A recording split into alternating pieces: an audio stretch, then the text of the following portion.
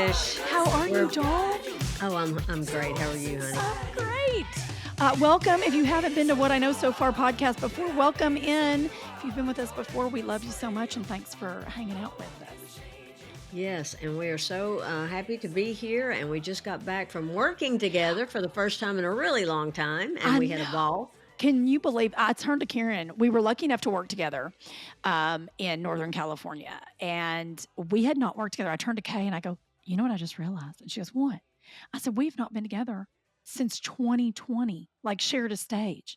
That's We crazy. can't let that happen again No, we because you're so cannot. fun. This is what I love. Between you and Leanne, and I'll say this because you're both family, there are a few comics I can watch over and over again and still honestly laugh out loud, like genuinely laugh out loud because I know the jokes, obviously, duh. And Yeah. I laughed my I laughed my ass off. And Karen and I performed. Let's talk about this real quick. Y'all, we were in Northern California, and we worked at a Pride in the Vines event, which was a great event in a winery, but unfortunately, it was unseasonably hot, Yes. Whew. and the show was outside. Yes. And outdoor venues are always a question mark anyway Always with tricky. comedy. Yeah, Yeah, because the always audio tricky. just goes out into the ether. Like you would Yeah. laugh, and the laugh goes away, right? So we got out there, and I had the cutest outfit picked out, and it was 116 degrees, and then by the time we went on stage, it was 100, I think 8. So it cooled off. Yeah, it had really dropped. And it's a It dry heat. It's a dry heat, and I didn't think through, how bad I would sweat through my outfit, and it had, like, a waist to it, so I was already sweating getting ready, so I had to change because I just come back from my vacation. I went right from my vacation in Mexico to meet Kay up in Northern California, so I ended up wearing, and I'm not Karen will co-sign it, I ended up wearing a literal, like, moo caftan on stage, no bra, I wore silicone pasties and a big pair of underwear so everything could catch the sweat, but at the same time the sweat could stay. It was the Oh, Silicon Valley, actually. it was Silicon Valley and it worked out. And I was worried to death. I was sweating so much that those nipple pasties would just drop on the ground. But so I warned the audience they were precious. Well, you look beautiful, so Well, let's just say that. Yeah. and Karen was smart enough to wear this gorgeous, like all white. You just look chic with the pink. Like Karen always looks like Ralph Lauren ad. You're always put together chic. Where I was up there was praying to God I wouldn't sweat off my makeup. It was, you just looked elevated. And meanwhile, I was like, they had to bring me a towel for my makeup because that's how hard I sweat. And I don't sweat anyway, Karen does so, not sweat, y'all. Pro tip: Karen no. Mills is not a sweater. I wish I was, actually. I I need know to it's get these amazing. toxins out of my body. Honey, and which is crazy because look, we're going to cover so much today. We love y'all for listening to What I Know So Far podcast. Please rate, subscribe, review, give us a follow, share with your friends. Y'all have been loving the episodes we've done with Leanne Morgan, who is our dear friend, and we appreciate that, and John Reap and Sabrina Soto. So we thought we'd bring you a solo episode today because we've done so many with our friends. And we have a lot to talk about that we've been doing lately, so. So much. And Karen and I realized when we were together that, something little known fact, if you do or don't know this about, you probably for sure know it about little K, but me not so much because I don't bring it up. But Karen and I both are collegiate athletes. Yes. And we realized with the Olympics occurring and being both proud to be female athletes in sport, and we came up both at a time where it wasn't as celebrated as it is now. And we're grateful it is celebrated like it is now. And we still have a long way to go. Right. Right. But we were like, let's talk about really what it means to be a female athlete in sport and what it's done for us to be who we are today.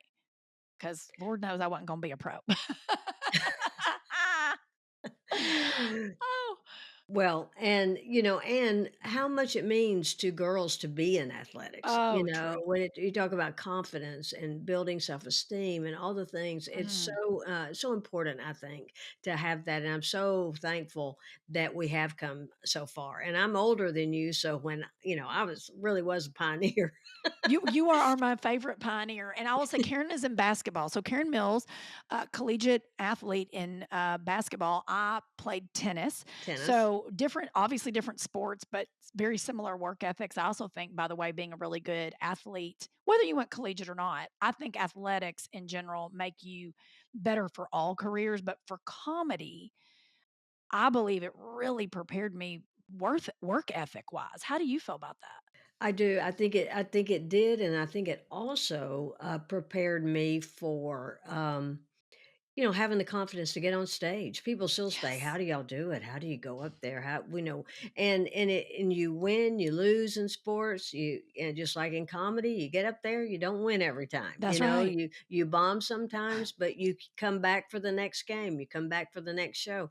I think it's instilled a lot of understanding that good days and bad days, but you don't quit. You keep going, and you grow, and you get better. And I just think it's been so important to me. I'm 5'2" and shrinking, and so, but I but I was told many times that I was too small to play basketball, and Were and you it. really? Oh I yeah. mean, I get that because but even in our little towns, because Karen's from a little small town, I'm from a little small town.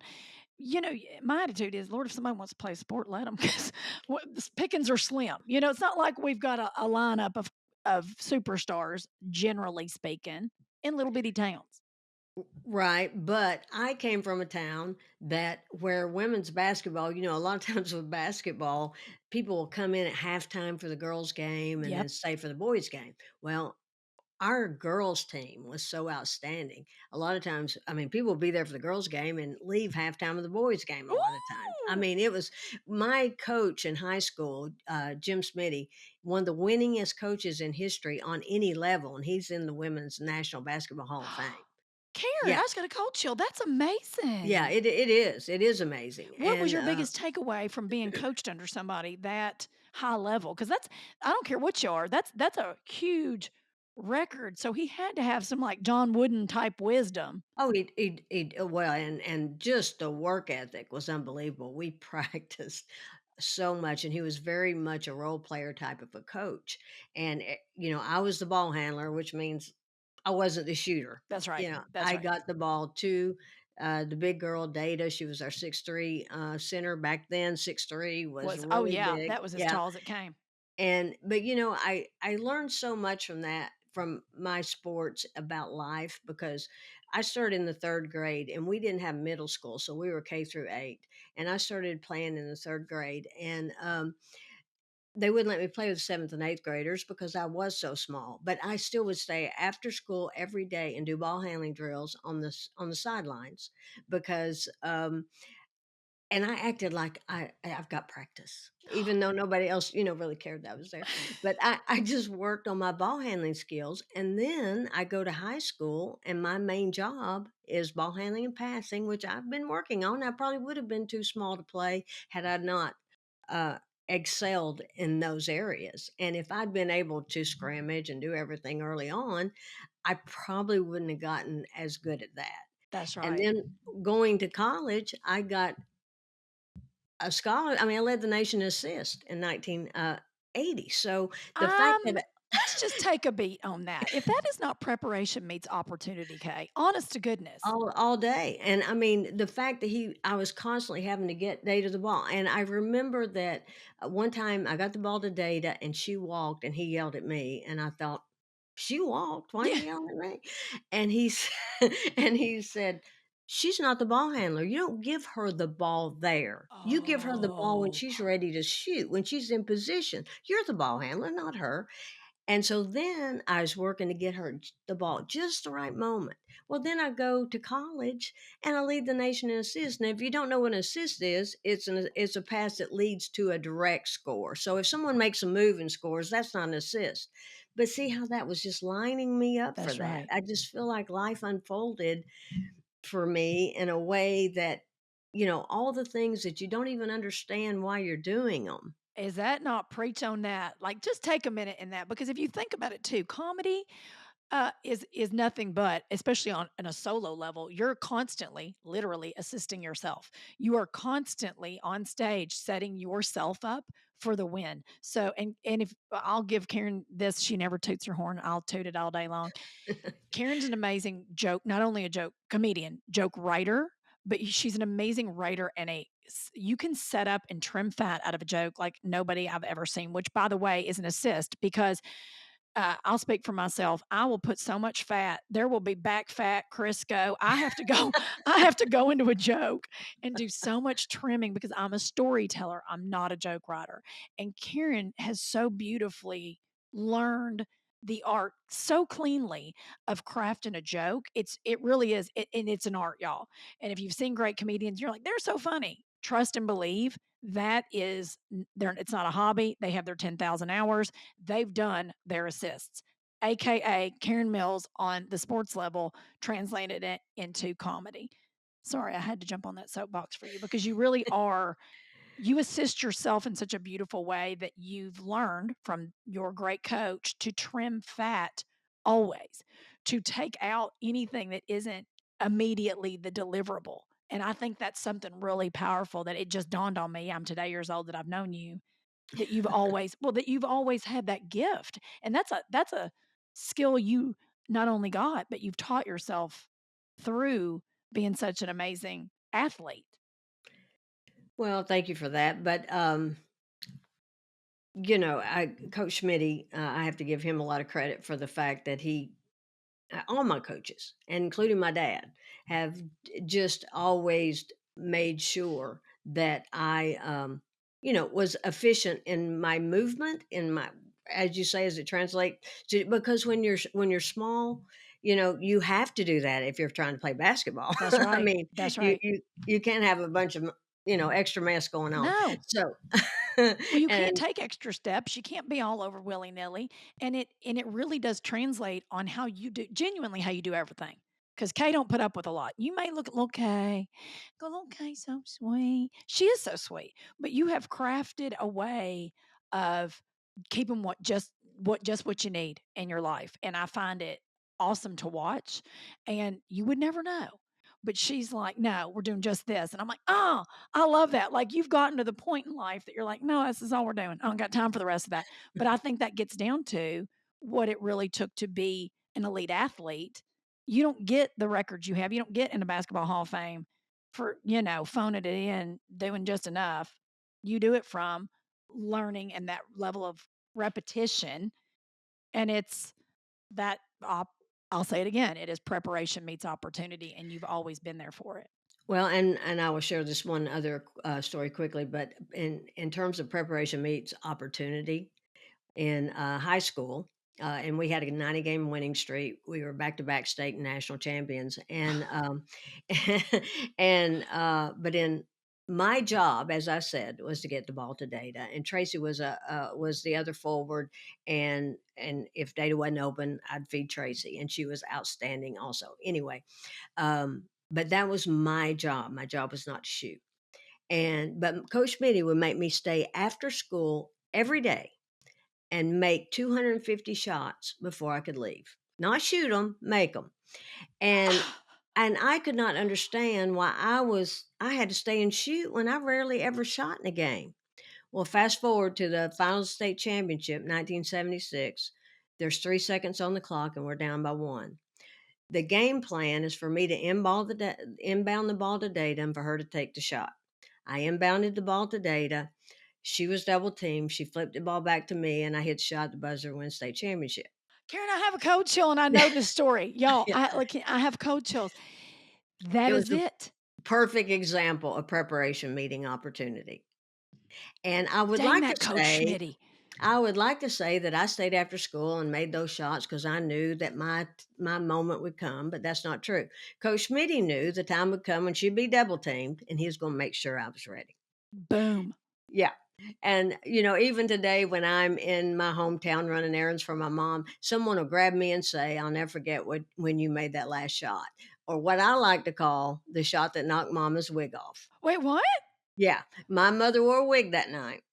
And when the ball went through the basket, everyone grabbed her and started shaking her, and that wig flew right off her head. True story. Oh, she didn't care. She was so tickled No. you yeah, she didn't care that wig went flying.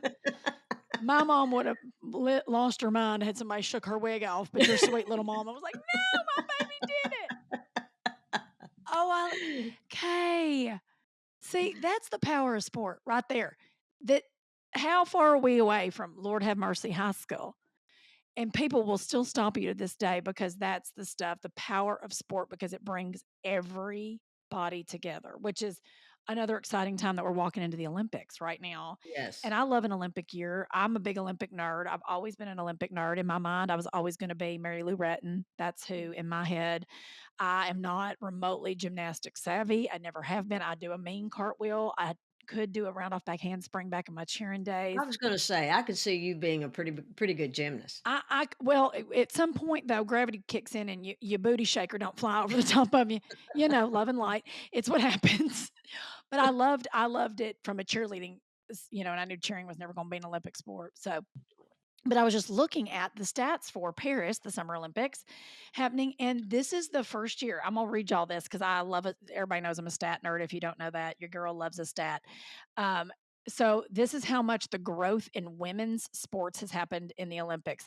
So in 1964, women accounted for only 13% of the athletes in 1964 in the Olympics. By the time we hit 1984, we were only at 23% in 84. This year, this July, August, our 2024 Olympics is the first time there's gender equality, a 50-50 split in athletes. And I think that is so freaking awesome and powerful. And what a testament to women just going, no, nah, nah, we ain't gonna back down. We love this. So it's a big deal. It's supposed to have a global audience this year. The Olympics are supposed to have a global audience this year of 3 billion people. And they are saying that this is the most balanced coverage that NBC also has been called out for. And they are shining a light on the most balanced coverage. I hope this is the case of the women's sports because, truthfully, the women's sports they are learning hold viewership longer and they have finally gotten their heads into their butts and realized, and as I tell everybody, women are the ones who are buying things in the household. They're the ones that are making sure if somebody's wearing an Olympic jersey in your family, pro tip, 90% of the time it's the wife that went and bought it. Yes, that would be correct. Yeah. So, cheers to all these women athletes. And my dear friend, we're going to have her on, Summer Sanders, Olympian, which I look back to because I was telling Karen the story. I've always been an Olympic nerd. And when Summer won her gold, she's won obviously a lot of Olympic medals, but when she won in 1992 in Barcelona, I was in high school and I was like so on board with Summer Sanders. Like I was like, she's so cool. Like I'm not a swimmer. I'm not my gift set, but I thought this is the coolest. She's so neat and just had the best energy. And honey, I mean, I bought her Wheaties box. Anything Summer Sanders did, your girl was in for. And then cut to 2010, she and I auditioned for a TV show together, both booked that TV show together. And then to this day is one of my dearest friends. Her babies are, I mean, they call me Aunt Trish. I couldn't be more grateful for the Oh, friendship that is Summer, but she has educated me so much on the life of an athlete, more importantly, an Olympic athlete, and what it takes and how they can train their entire lives and then lose by like one sixteenth of I don't even know if that's what a real term, but like a 16th of a second and then have to wait 4 years again to qualify. And I'm like, so just my investment into sport just went up exponentially knowing and being friends with Summer. Her husband's also an former Olympian for skiing. That's a whole nother rodeo. Again, they have these like sports that are like milliseconds. I was like, I like a score. I'm like basketball, yeah. tennis. I like, oh, did score winner? Not like you're an exceptional athlete and this one thing happened and it just changed your life by a millisecond. I can't pull up this quote. Who said it's a runner that holds all the records in sprinting, like 4 seconds for you know. And he said, I trained 4 years to run. I think 4.5 seconds, and Yeah. people give up if something doesn't change in a week. When they're working out or whatever. Is Or that not the is truth? that not the truth? Okay. Yeah. Was that Usain Bolt's quote? He Yes, always said, yes, yes, yes. he said, hard work beats talent when talent doesn't work hard, too. Isn't that a great quote? Yeah, I'm going to say that one it more is a time. great quote. Go ahead, Usain Bolt. Hard work beats talent when talent doesn't work hard. Boy, I bet he knew about your coach Schmidt. Was it Yeah. Schmidt or Schmitty? I'm so sorry. Smitty. Smitty, Yeah. I just Schmittied him, sorry. Coach, I apologize. And of course, Pat Summitt, who everyone knows for her contributions to changing women's basketball, and she played in an Olympics. I don't, not clear on the year, but and then later coached, and Pat was not the most talented player on the floor ever, No. but outworked everybody. So that's a testament to that quote because she could outwork anybody. And my brother, my brother played. He was great in baseball, but he played in basketball through high school and everything, and would lead the team in rebounds and can't jump. Stop. But he'd box out somebody to half court. I mean, his mechanics made Isn't that him exceptional? You excellent. know, Yeah. I look at that. So I'll give this. This is obviously not women in sport, but my uncle Brendan was an assistant coach in the NBA for a very long time, and I love him dearly. He's an amazing human being, Brendan Sir. If you feel like looking him up, and he has an amazing podcast called Coaching You. There you are, Uncle Bren. I gave you the plug. But was a assistant. His high school basketball coach was Hubie Brown. Yeah. My Uncle Brendan, not very tall. Uncle Brendan, I'm gonna shout you out, but I think people could see. He's probably about 5'8". Okay, not Yeah. a big guy, No. but knew the mechanics and the gift of the court and the real math of basketball, the true math of ball, and he loved it, and went on to college. Wasn't a player in college. I mean, teeny tiny, but then ended up going and coaching under a nice man named Dick Vitale. Yes, I remember Nice you man, telling me yeah, that. I and love that then story. went on to be a scout in the NBA simply because he loved watching the mechanics, and then created a career in a sport that he absolutely loves developing players, loves the actual game of it, and when you learn sports, you understand that all assistant coaches serve different gift sets, right? Not everybody's just there, um, to coach. Some people are there for the education of that player, the psychology of that player, the what it takes for to make a great team, and so my uncle Brendan and I have great conversations about what it means of your why. Why do you want to keep pursuing? And I think that goes sport. It translates from sport to anything in To life. And anything. he and I talk about it all the time because you get some players that's all they knew was basketball, but maybe they don't love it. And he's like, "Well, what's your why of being here?" And then he gets them back into the love of the game. So I feel that way about comedy. There was a time with me with comedy that it's always been my first love, but I started doubting myself because of the work. And I think the work ethic of tennis, because tennis, unlike other sports, it's a solo. You're an individual, but when you're playing for a school or you're playing, you obviously have teammates and where we play singles and then we play doubles. But for the most part, it's an individual sport and it's a lot of mental stress because you take you down. Yeah, you can be a great athlete, and I wasn't the best. I wasn't the best athlete, but, But man, you're a good athlete. well, You're an outstanding athlete. thank you. I love, um, learning, and like my uncle, I love the mechanics. I will watch the game footage, same with tennis. I can watch matches over and over and over and look at how someone moves on a court and the way they've caused someone to come in and serve and volley, and I'll nerd hard with all that. But when you realize that I pulled those same gifts over into comedy and then somewhere along the way forgot, right? Somewhere along the way, I didn't start trusting myself like I would on a tennis court because it is so mental. You're so inside your head with comedy, and you have to get back to a place where you just do it for the fun of it and take the And pressure trust. and Yeah.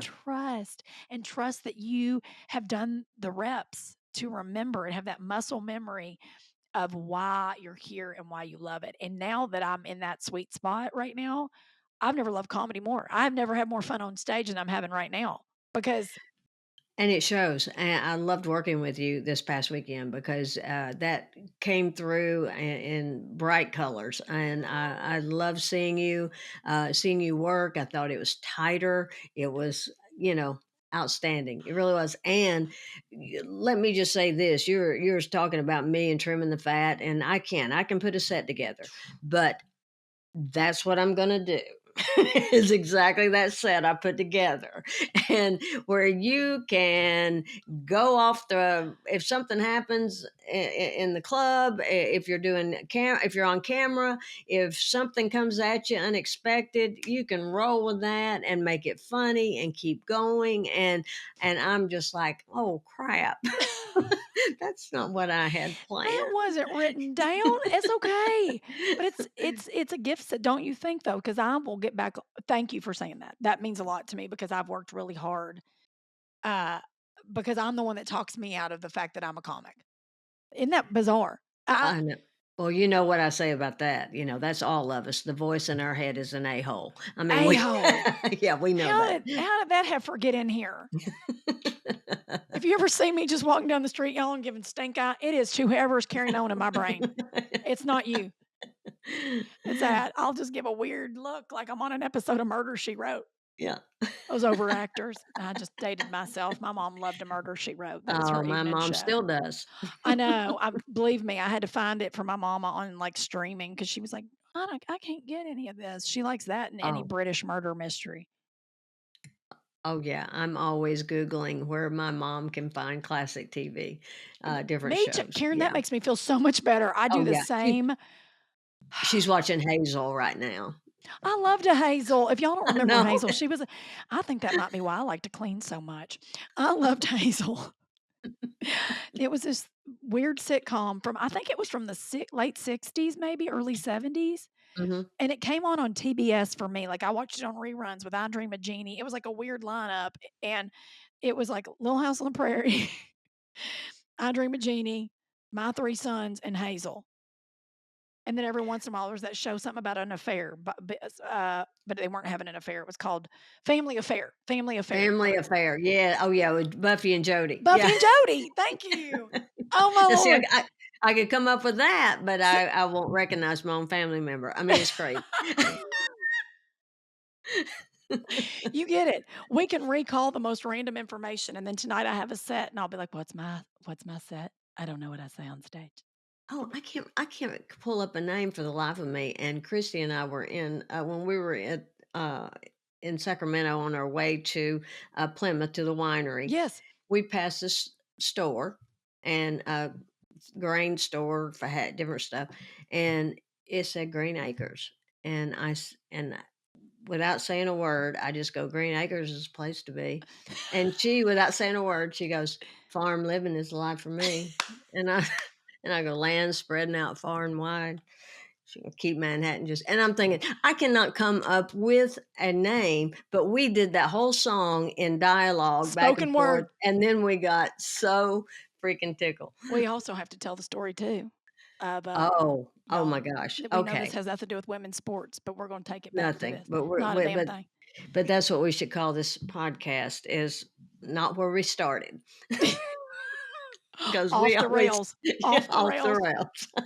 We had it, or call it good intentions, because we Yes. had every intention of this just being about women's sports because we're so tickled about everything we've learned from it. And we love the Olympics, but Lord have mercy. Okay. This is what happens Okay. when Kay and I get together and I swear. Okay. Okay. So first, we pull into the Grand Reserve Inn, It's right? beautiful. It's this gorgeous, yes, Beautiful. this gorgeous estate winery. It felt like we were in Tuscany. It really Oh, did. it did. It was beautiful. And Karen and And Christy get in before Jason and I. So just to give y'all context, our flights were at different times. Ours got delayed. Go ahead, Kay. yeah, so we pull in, here are these rolling hills of vines and pull in to the parking place. And all of a sudden, Christy goes, "Oh my God, look, it's a jackalope." And I said, "What?" She said, see it, it's a jackalope." And I said, "That's not an animal." And I said, "That's a jackrabbit." Uh, So we laughed. We had a big laugh over the jackalope. Okay, over, done. We go to eat, do our thing. Trish and Jay show up. What? Couple 2 or 3 hours it's later. dark out. We Dark roll out. in. We're a little tired. I'm driving. Jace is in the passenger seat. We pull up to park, and I put the car in park, and I look ahead in these vines. It's dark out, trying to figure out lay of the land, and I go, "Honey, do you see that?" He said, "See what?" I go, "Right there. It's a jackalope." I My hand swear. to the Lord. 10 o'clock at night, to which Jace goes, "What? What did you just say?" I said, "Right there. It was a jackalope." He goes, "You do realize that's not a real animal, right?" "What?" So then they come in telling me that she just said that she saw a jackalope, and he said, "That's not even an animal." And I said, "How did they arrive at 2 different times and make up the same non-existent animal?" I Chris, don't know. number 1, Christy's always been my people. Number 2, great minds think alike. And number 3, is it not real? Is it not? I mean, if 2 human beings think they saw it, that thing had the biggest ears I'd done ever seen in my whole life, I and know. it kinda stood like a baby deer. Like, it's bigger than a jackrabbit, y'all, and I'm telling you, jackalope. And the way it leaped Yes. kinda looked jackalope-ish, I guess, antelope-ish, Antelope, like right, it had, like, longer legs than and a bunny pointy and ears. pointy ears. It looked like it was busy, and it was 10:30 at night, and I clearly got a look at it, and then the next day, we all go walking through the winery. Yeah, we decided in 116 degrees to take a walk, Yeah, not our brightest move, yeah. but we felt like slugs, so we thought, "Well, let's just get out and move our bodies," and then thank God we didn't pass out in a vineyard field, so we're walking, and then, out of the clear blue nowhere, hops a jackalope. A jackalope. Yeah. So the running joke the whole rest of the weekend was about jackalopes. Y'all prove us wrong. I mean, have you seen a jackalope? Let us know. We love to know. Because I'm telling y'all, if I've ever seen one, it was in Northern California last weekend, and we're thrilled about it because it was the cutest little thing. I mean, not little, they're big. Big, They're really good big. size. I mean, Yeah. no hawk snatching that thing up. You better be a strong ass hawk if you picking up Oh, that thing. no, I would say the hawk would be the loser on that one. I agree with that. Karen and I both, we were out there worried to death. You've never met 2 people more that will get sidetracked on the care of an animal than Karen Mills and Trish Sir. That's right. Also, if you slide into my DMs about an animal that needs care, I mean, Jace, I say all the time, he goes, "We need to watch our finances." And I'm like, I know. And I'm forever donating to some little puppy that's got needs heart surgery, or I send money to my dear friend who runs helps multiple animal shelters out here in California and takes ice blocks and toys to the puppies that need it in these shelters where nobody's coming out to them. And I mean, I'm hemorrhaging. I mean, that's a good part of being child free, right? Technically, I have stepchildren, but I mean, I didn't birth any, and I don't have anybody I'm sending to college. So I'm tending to Right. the animals of America is my Same. right. Where I can, I do. I don't need to get a coffee. I'm gonna take care of an animal. So that's Karen and I. Yes, That's who we it are. is. I'm okay with it. If that's I'm my okay with weird, it too. I'm right? thankful to be able to help. That's, You need to tell the story you told me right before going on air about the little kitty cat. Karen oh, Karen Karen's always tending to something, and this was right, and I'd have done the same thing, and I'm allergic to cats, and I'd have done this. well, Christy was on a job site, and there were this bunch of feral cats, and when she walked up, all of them ran the other way except this one teeny tiny little baby that couldn't weigh more than a pound, Oh, and walked up to her feet, and it was in bad shape, and so, of course, she got it.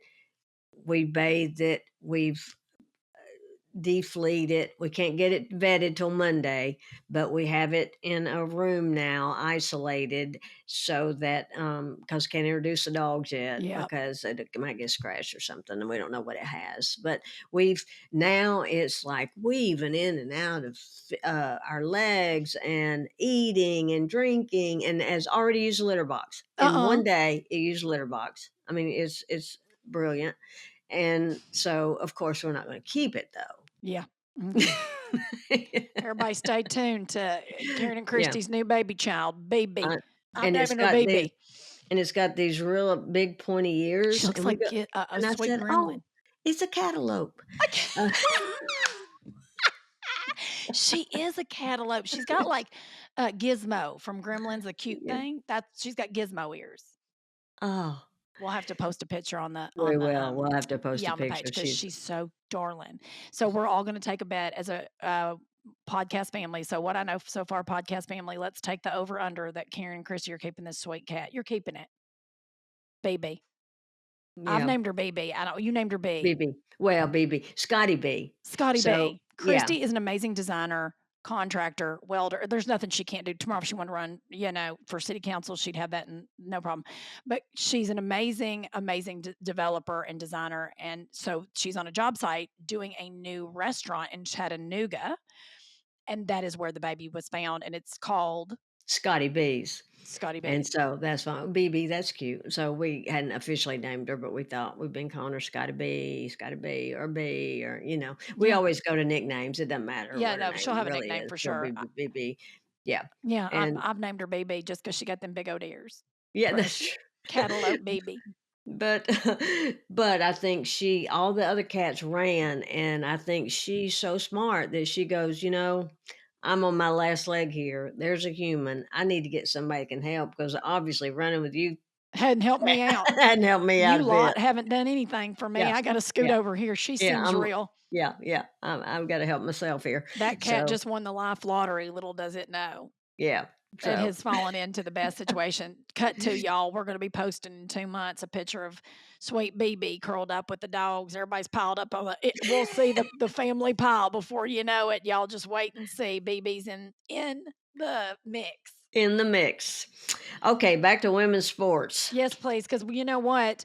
We're gonna leave y'all with this because we don't want to drag y'all out too long. But we could talk about this till we're purple. We really could. We have to give a mention to Caitlin Clark, and even though she's not in Ah, the Olympics, how she has elevated women's basketball again. I mean, it's been elevated in the past, and then it had kind of lost a lot of viewership and support, I think, in a lot of places. yes. And the WNBA never quite has taken off the way everyone had hoped, and so she has really elevated that, I think, and selling tickets like crazy now, and it really bothers me when people are kind of bullying her. I'm I sorry. know. I don't understand that because really and truthfully, it's never made sense to me in general why we give women's sports just not its due because I find it just as exciting. I'd rather go to and I love a gorgeous male soccer player, but I enjoy a women's soccer match more than a men's because they do less flip flopping. They do less like to me, I think women's soccer is more like get on with it. Men's soccer, they are dramatic, they are fake falling. It's just like y'all are exhausting. Where men's soccer women's soccer to me is like, "Let's go," and I'm like, "Yeah." So, I don't understand why we in general bully female athletes more, but Caitlin Clark is a joy to watch. Well, and especially other female athletes bullying Caitlin Clark. Yes. And I understand that they're outstanding also, and they haven't felt like they've gotten their due for what they have done. But who cares? It's elevating everybody. So just take the positive, That's and right. I just don't. I think it's a I get the frustration. I do. I really, really, really do because look, Erin Foley, dear girlfriend of mine, that we used to do a podcast called Sports Without Balls. She now does a podcast called Her Lights, which is hilarious. If you will link it in the show notes so y'all can go listen to Erin's. But it's all about female sports and it's hilarious and brilliant. And there's nobody that loves and is a bigger champion over female sports, truthfully, I don't think, than probably Erin Foley. So Erin took me my first WNBA game, and I was like, I'm not going to this. Look, my uncle was a coach in the NBA. I grew up on the NBA, and I was like, this is going to be so lame. Oh my gosh.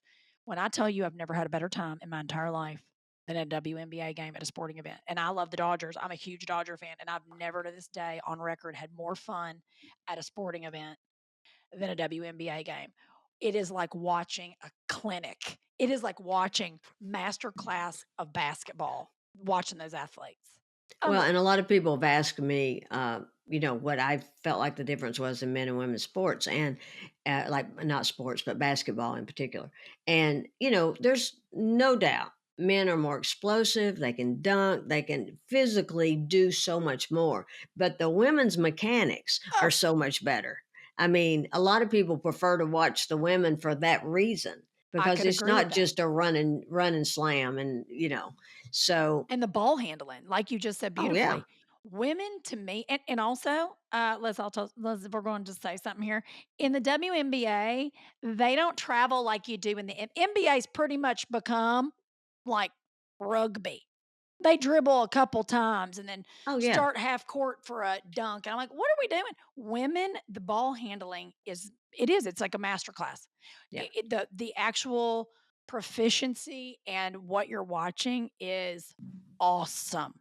And the athleticism, awesome. You're right. No, it's not as explosive and we're not doing these half Mm-mm. court crazy. It's more watching the consistency. It's like a clinic. It's like Right. watching It is. and they're more fun too. Like, they do more fun things at the game. Everybody's, like, all in. So, I got schooled. Aaron Foley was the one that schooled me, and I'm here for it. So, if you ever see me at a ball game or a soccer, any of our, Angel City Soccer with Aaron Foley, come up and give me a hug because A. Foley, the good old my good old E gets me out. We have a time. Anyway, I've become a huge fan of the WNBA, and our Sparks are fun to watch here in LA. Well, and I was actually drafted to play in the WBL, and so Karen, how am I today years old that I'm learning this? well, but I was after college, I was drafted to the WBL, but it wasn't backed by the NBA. So 2 weeks before I was supposed to report to camp, I was the league folded. So that was a huge disappointment in my life. But and I tried out for the 1980 Olympics and made it to the final 18.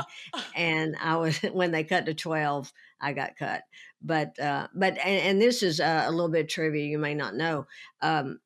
We actually boycotted that Olympics, and a lot of people don't realize that the reason is because President Carter heard I didn't make it, and he said, "Forget it, nobody's going." You know So what? That feels real. Look, that I have known you as long as I've known you, and I just found out that you tried out for the Olympics, and we're down to the 8. Uh, b How have you hid that information from me? That is amazing. But here's a life lesson from that, and, I was a sophomore in, college when I tried out, and when I went out there, I was so intimidated because I went to UT Chattanooga. We were Division I, but we weren't, UT and all Yeah, the biggest schools, even though back then when I played, we used to beat Georgia and all these SEC of schools all the time, course. but still a smaller school, and so I went and I was intimidated. And when I got there, after I left, I thought, well, I'm as good as these people. And Yeah, so I went back to college then, my junior and senior year, with so much more confidence, having played against those people and realizing that I could play against, So then in my junior and senior year, I was All American. And I think that my confidence changed so much, helped me become such a better player. And it reminds me of when I went to New York and I thought to do stand up. And I was just going up there for a visit. And I was so intimidated thinking these New York comics are going to be so much better. They're going to think I'm stupid. They're going to think I'm just a hokey country. yep. I was so scared going in.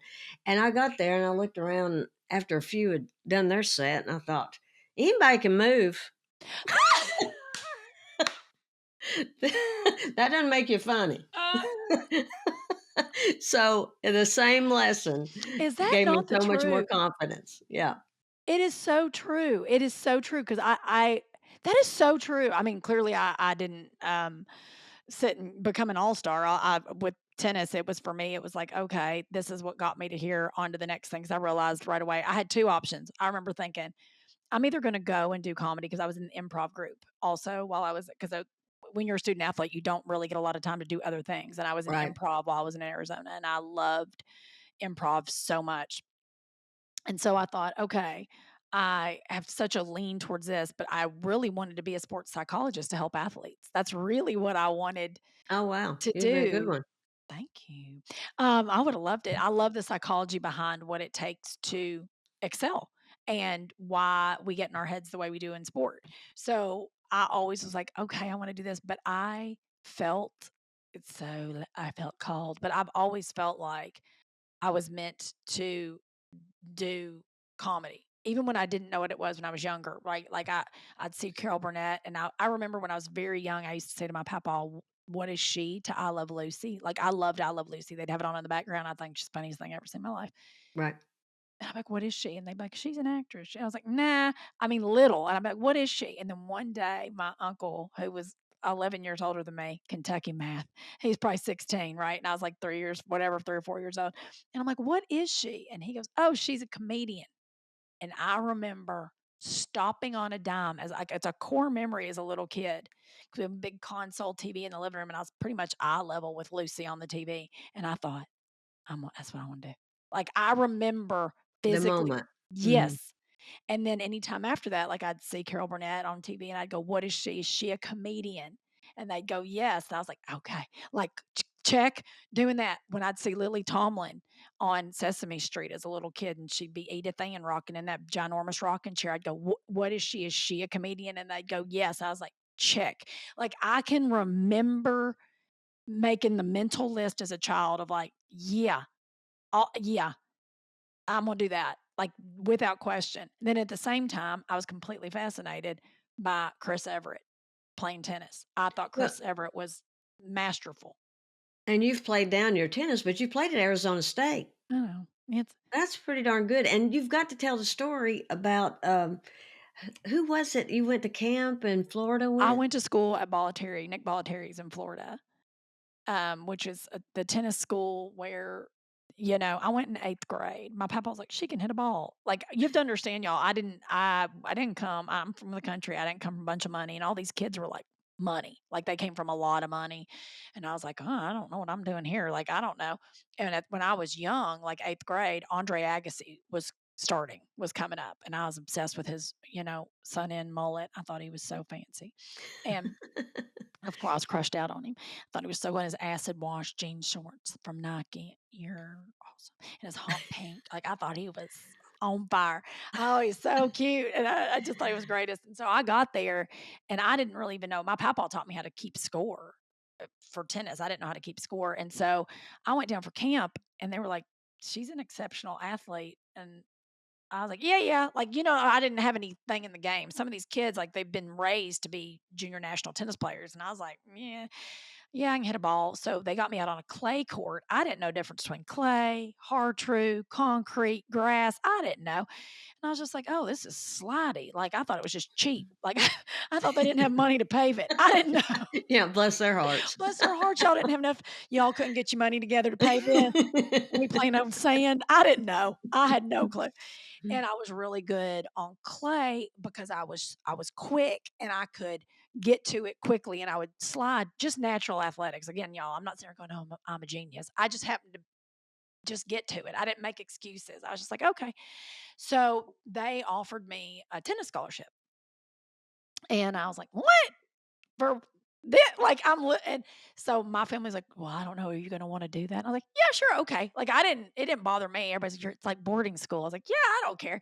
So I really thought this will be fun. I looked at it as extended camp. And the first year I was there, they put me, and we're in like dorms, but really it was like an apartment building, really, that they turned into dorm complexes. And my roommate was Monica Seles. So, if you don't That know is who Monica wild. Seles is, little children, Google it. Um, and she was an amazing human being and still is amazing human being. And, yeah, I labeled everything in our little condo with, like, stickums, that so she could help with English because her English wasn't really great, and they ended Of up yeah, course she you ended did. yeah, of course I did, because 'cause I'm OCD, hello. I was like, "Banana, door, mantle," I was like, "Cabinet," yeah, it was faucet, little yellow notes everywhere. But then her mom and brother came, Z-Man, Zoltan. So everybody came, mom and dad, her family came, and then she moved in with them very quickly because obviously they were training her to be who she became, right? Yes, right. But That's still very cool, though. yeah, I had a very brief moment of enjoying and watching her play, watching sheer talent, raw at that age. Because she learned, forgive me for not remembering where she is from. I want to say Yugoslavia. I could be totally wrong. Forgive me. But she learned playing over a sawhorse. She didn't even have, they didn't have the money for a true, like to get on a tennis court. And she learned to hit a ball over a sawhorse, y'all, so that Golly. she could learn just the height of where to hit a ball. And what an amazing athlete. What an unbelievable. unbelievable athlete. But I don't I look back now, I mean, I remember when Pete Sampras showed up. I mean, think about those things where you're like, "What?" I think back to watching excellence, and that's what it was on the court, and realizing how exceptional they were. And I was a good athlete, but I certainly wasn't that. And I think that also took the pressure off me because I didn't have this. I wasn't going to take care of my whole family with my gift set. Do you know what I'm saying? Like there was a girl back in the day, if y'all don't remember her, look her up. I would love to know what happened to her because she was so incredibly talented. You might remember who she is, Karen. She was this phenomenon, and everybody put way too much weight on her to be the next. She turned pro, and I think she was 13 or 14. Her name was Jennifer Capriati. Oh, I And remember her. yeah, I mean, like on the cover of Sports Illustrated Mhm. as the great next hope in tennis at like 13 years old. I can't imagine that level of pressure. So she was a Yes. little bit younger than me, maybe, or like right around the same age. But all I kept thinking when all that was happening at the height of her career for her, or not even the height, the begin well, I guess it was her height, was this poor child, that level of pressure. Because I thought, "We're the same. This is too muchy." Right then at that moment in my life. I don't know what was going on in hers, but that she didn't continue on. I'm sure it was probably a level of pressure I don't know about. Yeah. Um, and I wouldn't want at that age. So I was very, very aware of what it took in tennis to excel, to really, because it's such a solo sport mentally. You can be coached by great coaches on the fundamentals, on how to really handle a match and how to the strategy, but really getting in your head and knowing how to be a great tennis player, great athlete in general, but a solo sport like tennis, it is a level of pressure that I understand. I give so much grace to tennis players because it is a level of um, internal struggle. You Yes. don't have a teammate And right there. responsibility, especially if if your whole family's, depending on you to pull them out of a situation or to take care of them or to elevate their existence. That's right. That is a lot of pressure. I think about that with golf too. I think golfers probably have a lot of Yeah. that because golf is very much that way. It's a lot of strategy. It's a lot of, it's internal. A At lot of least with mental. golfers, you get to at least have your caddy right there to talk to. And tennis, it is one of the few sports that you're on your own once you're out there. And you can't look at a coach for help. There is no teammate to turn to you and go, You got this, chin up, don't get in your way." It is a very you have to have such strong mental toughness. Yeah, it's you in your mind. It's you and your mind, and man, and I That I would almost think, I don't know, I would think maybe swimming is like that, but again, you have teammates right there. With tennis, it is that one kind of strange niche sport. Maybe running, I don't know, forgive me for not knowing, like, running like that, but yeah, for me, I'm such a team player, like, even in comedy, I know we do solo sport and comedy, but I want everyone to do well. I yes. You having a great set isn't gonna diminish my great set. I'm never like, No. "I'm gonna go out and destroy you." Only time I ever get bummed, in comedy is when someone goes up and has a crap ass set and, like, buries the situation, and I have to go up with a shovel and waiters and dig out, Dig and it so I don't out. really get to do my set because I'm too busy trying to bring the audience back from the brink of death. Right. But I always want everyone to do well. I've never been a comic that is like, "I've gotta be the only bright light, bitches." I like No. everyone to do well. That's right. Absolutely. I'm same. I I know mean, you that are. That's what I love working with you, Karen, because I think we both get that joy level. I well, do. and the audience experience is so much better if every comic is wonderful. I Yes. mean, I don't Yes. want someone to come out and go, that first person, she was bad," or That's he was. right. I want you to go, "That was a great show." Yes, I want from top to bottom people to go, "I Yeah. had the best time."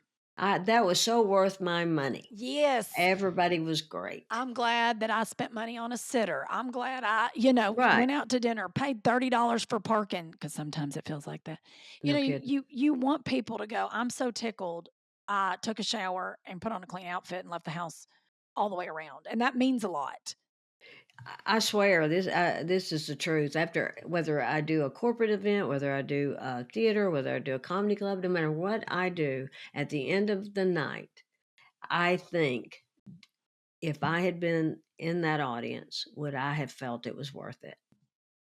I love that. And if I don't feel that great about my set, then I try to really do some housekeeping to see where I can elevate it because I want everyone to feel like it was money well spent.